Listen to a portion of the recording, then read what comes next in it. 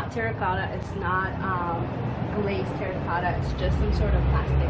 But this is my Meyer lemon. Look at these amazing lemons that are growing on here. This is the most fast producing tree that I have in my citrus collection. If you guys are just getting started, this is definitely the tree I would recommend, because my Meyer lemon started producing as soon as I got it. I transplanted it into this container and it took off. The first year it gave me huge lemons. The second year it gave me a lot more lemons but smaller. That means I should have thinned it out. And this year it looks like it's pretty spread out and it's going to give me a good harvest coming out. This tree I highly recommend for beginners to grow in containers and for easy care. The only thing I notice about this tree is that it doesn't like full sun.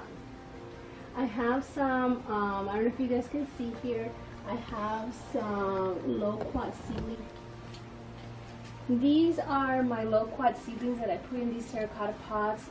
They popped out in my garden because when I eat my loquats, I just throw the seeds